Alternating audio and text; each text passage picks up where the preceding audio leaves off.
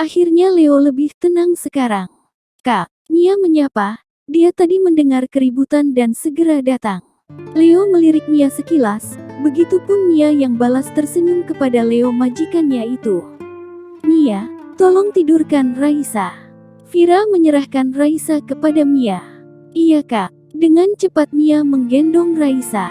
Sekalian buatkan es jeruk, saya merasa gerah abis bertengkar. Leo memejamkan matanya. Baik tuan. Dengan cepat Mia menuju kamar untuk menidurkan Raisa, lalu ke dapur untuk membuat es jeruk. Apa benar Dimas akan menikahi Salma? Tanya Leo dengan nada yang datar, matanya masih terpejam. Kenapa? Apa kamu gak rela mas? Vira menjawab Leo dengan pertanyaan. Dia merasa kesal atas pertanyaan suaminya itu, yang terkesan masih ingin mempertahankan Salma. Bukan begitu maksudku sayang. Leo membuka matanya, menegakkan tubuhnya dan membawa Vira ke dalam pelukannya. Lalu mengecup keningnya sekilas. Lalu apa arti pertanyaanmu itu?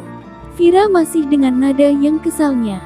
Kalau Dimas menikahi Salma, artinya Salma menjadi kerabat kita dan kita sering bertemu dengannya. Apa kamu ingin sering melihatnya? Leo mengeratkan pelukannya. Entahlah mas, terserah mereka saja. Aku tak mau mengurusi urusan orang.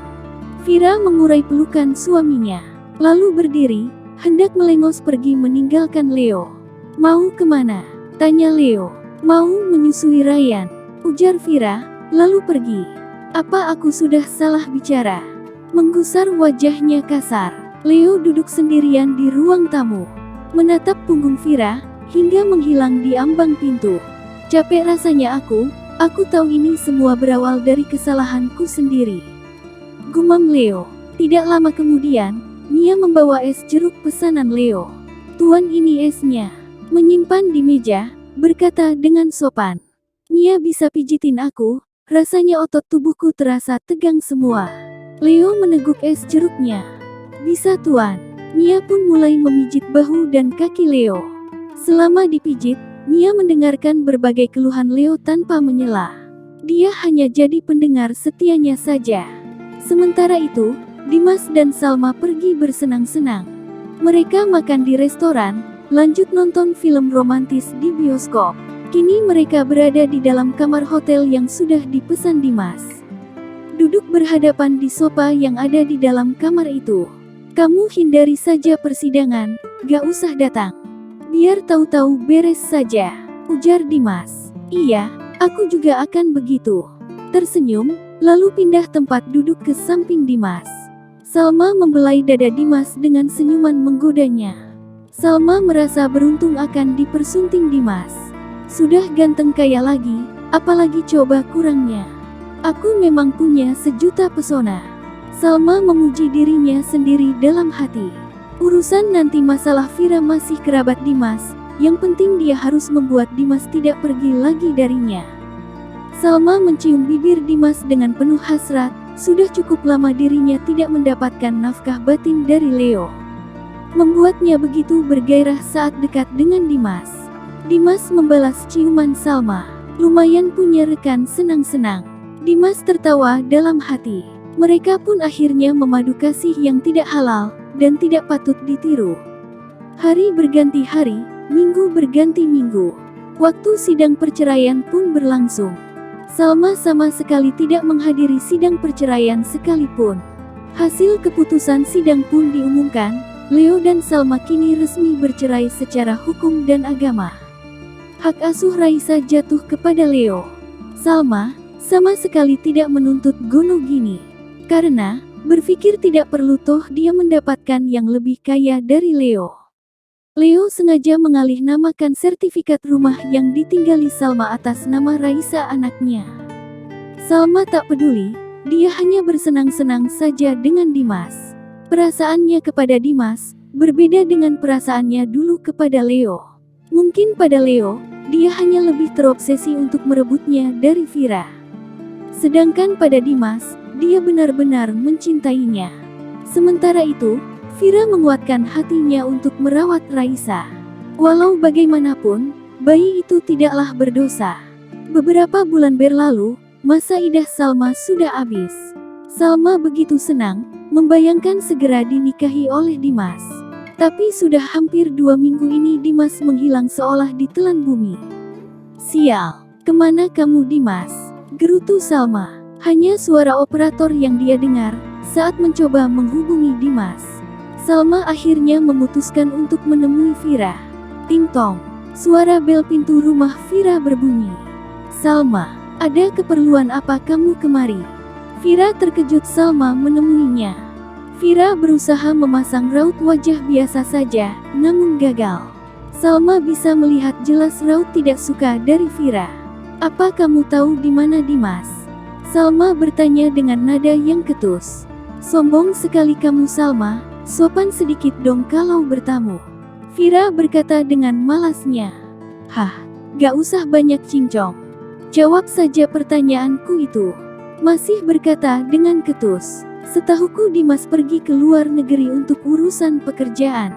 Vira berkata seadanya, karena memang dia sempat teleponan dengan Dimas beberapa hari yang lalu.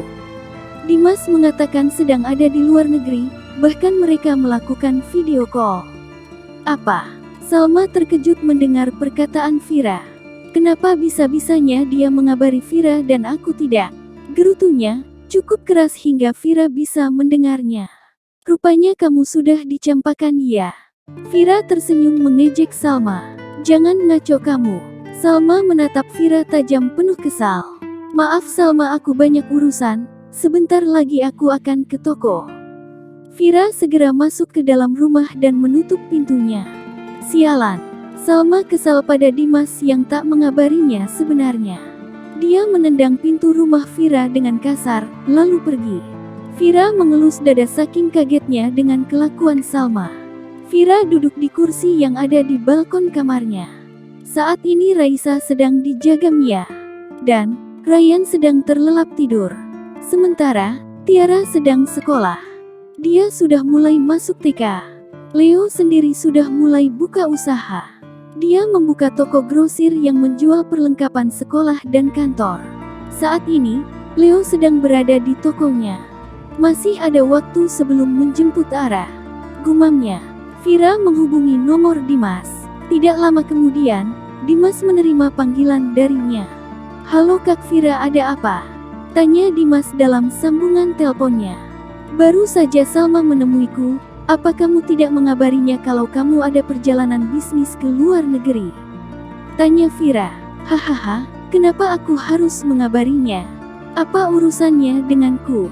Dimas tergelak. Cek kamu ini kan calon suaminya. Vira jengkel pada Dimas akhirnya. Hah, calon suami? Siapa bilang? Kembali tergelak. Ya kamulah yang bilang. Bukankah waktu itu kamu pernah bilang akan menikahinya? Vira tidak mengerti dengan jawaban Dimas. Oh iya lupa. Sebenarnya itu bohong. Dimas berkata dengan serius. Apa? Bohong? Maksudmu apa? Vira semakin tak mengerti maksud dari adik sepupunya itu. Aku hanya melakukan itu agar Salma secepatnya menandatangani surat perceraian. Dan agar dia mau menyerahkan hak asuh anaknya pada suamimu. Jawab Dimas dengan santainya. Apa? Jadi ini hanya rencanamu saja? Gila kamu. Kasihan Salma, kamu sudah mempermainkannya. Vira benar-benar tak percaya dengan apa yang Dimas katakan. Begitulah, lagian mana mau aku menikahi wanita barbar seperti dia. Tak punya hati lagi, ih. Dimas bergidik membayangkan punya istri murahan macam Salma. Jangan ngomong gitu kamu Dim, walau bagaimanapun sebagai sesama wanita aku tetap kasihan sama dia. Meski, aku sedikit senang juga sih hehe. Ujar Vira nyengir. Ingat, dia itu sudah banyak menyakiti hatimu Kak. Jangan terlalu naif jadi orang. Nanti kakak dengan mudahnya dibodohi. Dimas kesal juga akhirnya pada kakak sepupunya itu, yang terlalu baik dan polos dalam menilai orang. Vira hanya diam. Oh ya, hati-hati pada Mia. Dia itu lumayan cantik loh, jangan sampai suami kakak jelalatan, hehehe. Goda Dimas, namun sebenarnya dia berkata dengan serius. Beberapa hari menginap di rumah Vira, dia yang seorang playboy bisa menilai kalau Mia sepertinya agak genit. Hus, kalau ngomong itu disaring dong. Udah jangan ngehasut aku. Vira segera menutup sambungan teleponnya. Dia jadi kepikiran dengan perkataan Dimas barusan. Vira melihat jam di ponselnya. Sudah waktunya menjemput Ara, gumamnya. Dengan segera Vira menuju ke garasi. Di teras, tampak Mia yang sedang duduk sambil menggendong Raisa. "Kak mau jemput Ara ya?" tanyanya sopan. "Iya, titip dulu Raisa ya. Kalau Ryan lagi tidur dijagain Bu Ijah," jawab Vira. "Iya kak." Mia mengangguk sopan. Dengan cepat, Vira mengendarai mobilnya untuk menjemput Tiara ke sekolahnya. Jarak sekolah Tiara tidak terlalu jauh, sekitar 5 menit ditempuh dengan naik mobil. "Mama." Tiara menghambur memeluk Vira sesaat setelah melihat kedatangan mamanya itu. Vira balas memeluknya dengan bahagia. "Mah ke toko papa dulu yuk," ajak Tiara. "Boleh," jawab Vira. Mereka berjalan beriringan menuju di mana mobil terparkir. Vira menjalankan mobilnya menuju ke toko Leo. Di tokonya, Leo tampak sedang melayani para pembeli. Meski sudah ada 2 orang yang membantunya, karena toko sedang ramai-ramainya membuat Leo turun tangan. "Papa!" Tiara berteriak. Leo menghentikan aktivitasnya dan meminta pekerja yang membantunya melanjutkan. Dengan cepat, Leo menghampiri Tiara. Ara sudah pulang sekolah rupanya. Membawa Tiara ke gendongannya. Vira mengikuti langkah kaki Leo ke dalam rukonya. Mereka menuju lantai atas, yang biasa digunakan oleh Leo beristirahat. Mereka di sana beberapa waktu, mengobrol sambil makan siang. "Semoga ini semua tak pernah berakhir. Aku senang melihat Ara dan Mas Leo bersama." Ara terlihat begitu bahagia. Vira berdoa dalam hati.